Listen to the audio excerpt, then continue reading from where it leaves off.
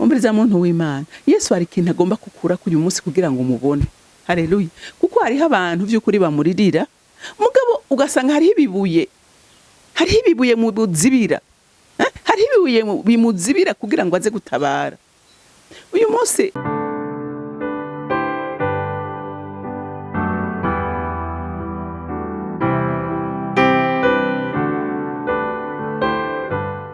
bakunzi ba Holy Canaan TV, ndanezerewe kandi gusubira guhura namwe ngo tuganire ijambo ry'Imana. Ariko imbere ko dutangura kuganira, reka tubanze twishire mu biganza by'Uhoraho. Nje imbere yawe Mwami Imana kuri uyu munsi mwiza waremye, umunsi wa mbere utangurira indwi. Nzanye amashimwe menshi mu mutima wanje Mwami Imana ko watugiriye neza, ukaba utwemereye kutwereka izuba ry'uyu munsi. Ubu n'ubuntu bugeretse ku bundi Imana, nk'abana bawe wateye iteka, reka tugushimagize kandi tukuninahaze. Nawe wemera aho uri ku ntebe yawe mu ijuru, wakira amashimwe yacu. Uri Imana yera, uri Imana igororotse, uri Imana igirira neza ababi n'abeza, kuko izuba ryawe ryakiriza bose. Mwami Imana n'imvura yawe igwishiriza bose, kubwo urukundo rwawe n'ubuntu bwawe bugeretse ku bundi. Mwami wanje, Mana yanje, nta wundi mw'isi no mw'ijuru akwiye gushimwa atari wewe, nta wundi akwiye gupfukamirwa no kuririmbirwa, ni wewe wenyene, kuko ni wewe muremyi wa byose, uganje byose kandi ubona hose, uzi byose, nta na kimwe gihishwe mu nyonga zawe. Nico gituma umwana w'umuntu akwiye kugushima uko bukeye nuko bwije, akizera kugira neza kwawe, kuko ari wowe ufise ububasha bwose mu kiganza cawe. Ni utuma umuntu abaho, ni utuma umuntu apfa, ni utuma akomera, ni wewe wenyene ufise ijambo rya nyuma ku baremwe bose. Rero muvyeyi mwiza, ndagushimiye, ndagukengurukiye, icubahiro cyose kibi cawe mu izina rya Kristo Yesu senze nizeye ko vyumvise. Amen, amen. Rero ijambo Imana impaye kuganira namwe uyu munsi ni ijambo rivuga ngo Yesu ni washobora kuzura ibyapfuye, ni washobora kuzura ibyawe byapfuye. Haleluya, haleluya. Ibyo ubona bidakunda, ibyo ubona bidashoboka, ni wafise ijambo rya nyuma. Amen. Umuhanga amaso umwizere. Haleluya. Uyo ni wamwizera, urabona ibyawe bigenda neza. Amen. Reka dusome ijambo ry'Imana muri Yohana igice c'11, turasoma kuva ku murongo wa 39 dushikane ku murongo wa 44. Haravuga ngo Yesu aravuga ati, nimukureho iryo buye. Marita mushiki wapfuye aramubwira ati, Mwami, erega ngo baramaze kunuka, ko amaze iminsi 4. Yesu aramubwira ati, sinakubwiye ko niwizera ubona ubwiza bw'Imana? Nuko kuraho ikibuye. Buno Yesu ararangamiza ati, Data, ndagushima ko wanyumvirije. Jewe nari nsanzwe nzi yuko unyumviriza ubudasiba, ariko ndabivugishijwe n'ishengero rihagaze ngaha, kugira ngo bizere ko ari wewe wantumye.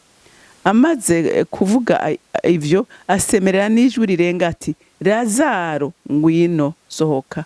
Uwari yapfuye arasohoka, azingiriwe ko impuzu ku maguru no ku maboko, n'igitambara gifutse mu maso hiwe. Yesu arababwira ati, nimumuhamburure, mumureke agende. Amen. Iyi nkuru ngira ngo mwese murayizi. Ngira ngo n'ubutizera Imana iyi nkuru yamaze kuyumva, ko hariho umuntu yitwa Lazaro Yesu yazuye, yaramaze iminsi 4 mu mva. Urumva Lazaro yari inshuti ya Yesu n'abashikiwe, ngira murabizi, Maria na Marita. Hanyuma agwaye baramutumako ngo aze kumukiza. Yesu arareka. Haleluya. Arabireka. Yabiretse kubera iki? Yabiretse kugira ngo Yesu Lazaro abanza apfe, abanza bore, hanyuma abantu bamenye kumbaraga zose, ubushobozi bwose, ubutware bwose, gukomera kose kuri mu kiganza ca Yesu. Bamenye neza ko atakintu na kimwe kimunanira. Haleluya, haleluya. Muntu w'Imana, nawe ndagomba uyu munsi ngo wizere uyu mwami. Uyu mwami nta kintu na kimwe, nta na kimwe gikomeye imbere yiwe. Haleluya. Urumva Yesu yarahumuye impumyi, yarahumuye impumyi, aramugurura ibimuga, aragaburira abantu, arahumanura abahumanye binjiwemo n'abadayimoni. Ariko abantu ntibamwizera, benshi ntibamwizera. baravuga ati ngira nkora ikintu gituma noneho bizera ko navuye mu ijuru ntari ukomoka mu isi. Haleluya, haleluya. Kugira ngo abantu bizere bamenye ngo nivya n'uwapfuye n'uwaboze kwamufise kububasha. Haleluya.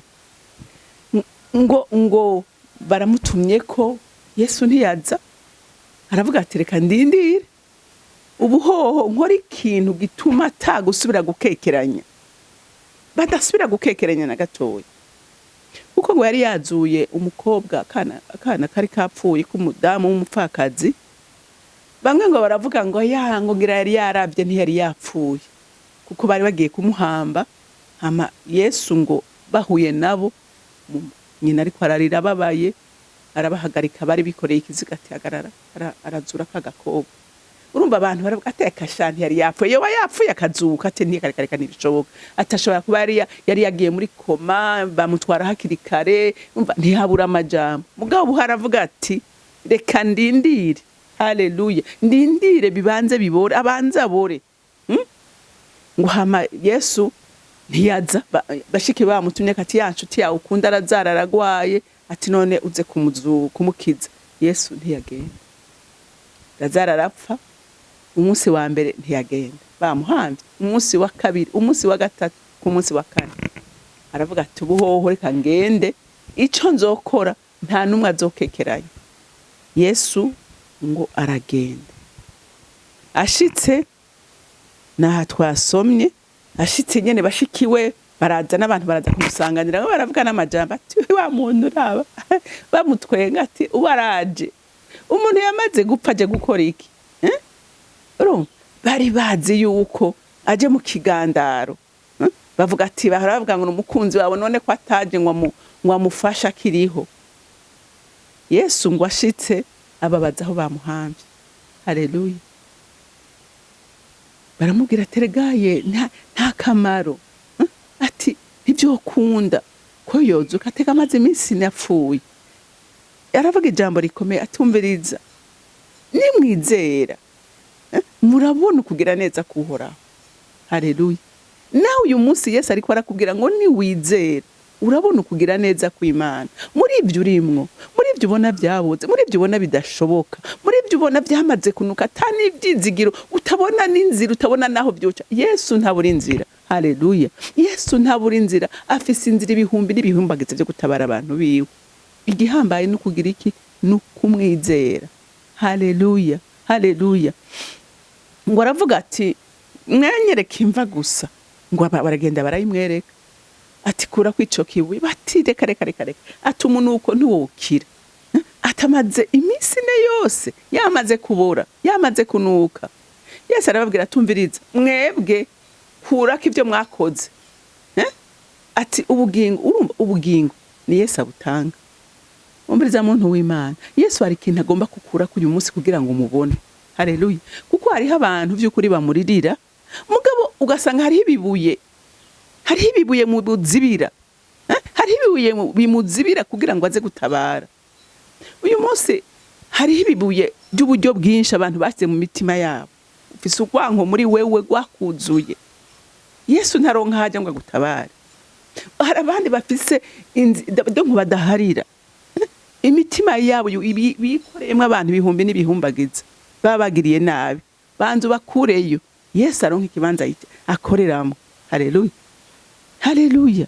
Umve amabuye ni menshi, nakaboregwe n'ubusambanyi ni bya bindi byose, banzu bikureyo umubwira uti mwami Yesu ndaje imbere yawe mbohora ibi nibi. Araza mugabo wewe ubanze ukureho. Ukuraho no kuvuga ikintu, kubanza ukagaye ico kintu urimwo, no kubanza kugisuzugura ukavuga ngo iki kintu kindemereye sinocitura ko ntabaje wewe kugira ngo ungirire neza. Ngo baragikuraho. Hanyuma bakuyeho cakibuye, mwumvise ijambo Yesu yavuze ngo Yesu aravuga ati ngo ngaha ku murongo wa 40 ngo Yesu aramubwira ati sinakubwiye ko niwizera ubona ubwiza bw'Imana, nuko kuraho ikibuye. Buno Yesu ngo arangamiza ati data ndagushima ko unyumvirije. urumva jiwe nari nsanzwe nzi kunyumviriza ubudasiba ariko ndabivugishijwe n'ishengero rihagaze nga kugira ngo bizere ko ari wewe wantumye. Mwabyumvise Yesu we yarazi yuko nta kibazo na kimwe kihari naho ari gushika hamagara gusa ariko yabanje kuvuga aya majambo kugira ngo abantu bamenye yavuye, bamenye uwamutumye, bizere data wa twese umuremyi w'ijuru n'isi. Haleluya. Ati nari nsanzwe nzi kunyumviriza, nari nsanzwe nzi sinkesi ndagukekeranya. Rero nawe muntu w'Imana ntukekeranye umwami wawe. Haleluya. Nutamukekeranya nta kabuza ibyawe byaboze umwami arabizura. Haleluya. Ni umuvyeyi mwiza n'umukunzi mwiza, aragukunda kandi agufitiye imigabo n'imigambi myiza. Haleluya. Haleluya. Ngaha aye ngo amaze kuvuga ivyo asemerera n'ijwi rirenga ati Lazaro ngwino sohoka. Muravyumva? Lazaro arasohoka kubwiki? Kubwijambo rya Kristo. Ngomba gutera intege umuntu wese uyu mwanya ari mu gahinda, ari mu mubabaro. Abona ati bigenda gute, ndabigenza gute ko nta solution mbona. Nukuri hariho abantu usanga baragerageje bagavuza, baragerageje bagakora ibishoboka vyose, ntawe umuntu ataba uko ashoboye mu nkomezi ziwe abona vyasa avuga ati jewe ndadepoje ntaco nshoboye. Ariko nagira ndakubwire ngo ntudepoze pour kudepoza, bidepoze mu maboko ya Yesu. Haleluya. Bidepoze mu maboko ya Yesu, ntubishire ku ruhande, bimuhe. Haleluya. Bimuhe kuko ni wafise ijambo rya nyuma ku kibazo cyose, ni wafise ijambo rya nyuma kubaremwe n'ibyaremwe byose. Ijya avuze nta kintu na kimwe, nta muntu n'umwe ashobora kurihinyuza, nta n'ikintu na kimwe gishobora guhagarara imbere yiwe. Haleluya. Ariko bidusaba kugira iki? Kumwizera. Haleluya. Rero umuntu w'Imana agomba kugutera intege nkubwira ngo Yesu nta kintu na kimwe kimunanira. Haleluya. Ni ingwara ubona uti abaganga baraguhebuje, bantu b'Imana n'ukuri hari abantu benshi mu mwanya wo gushingira intahe bakakubwira ko abaganga bababwiye ati genda witegure, ni question de jour, ni kibazo c'amasaha canke c'imisi, ariko ari bazima bakize kubw'imbaraga z'Imana. Abandi bakababwira ati ntuzovyara. Haleluya. Ariko bizera Imana, barasenga, Imana ikora igitangaza. Uyu munsi bahetse abahungu n'abakobwa. Haleluya. Hari abandi imva ibintu byabo byari byarayangaye ariko bahindukirira Imana, bizera Imana, Imana irabatabara. Rero nawe Imana iragukunda, nawe Imana ishaka kukugirira neza, uyihungireko kuko yaravuze ngo duhungire kuri yo. Haleluya. Ngo abarushe abaremerewe mwese nimuze kuri jewe ndabagirira neza. Rero Imana yo mwijuru ikumpera umugisha we uza kumva iri jambo kandi ukizera uyu mwami kwagushoboreye byose. Ndagushima mwami wanje, ndakunenahaza mukunzi mwiza ko ni wewe nshuti imwe dufise idahemuka. Ntuhemuka n'ukuri, ugukundura mukunda, ukurondera uramwiyere, kuba guhungiye ko wese umuhungiro, ugutabazura mutabara, udodoyi wawe uramwugururira. Ndasenze mwami Imana nsengera kuri iri jambo ngo umuntu wese mwami aguhindukiriye umugirire neza, kuko ndabizi neza sininda kubigusaba kuko niwo mugambi wawe ufise kugirira neza waremye bose. Rero ndagushimiye, icubahiro cyose n'amashimwe yose aba yawe, nkaba ndabisenze ndabyizeye ko vyumvise mu izina rya Kristo Yesu. Amen, amen. Mwarahezagiwe, mugira umunsi mwiza.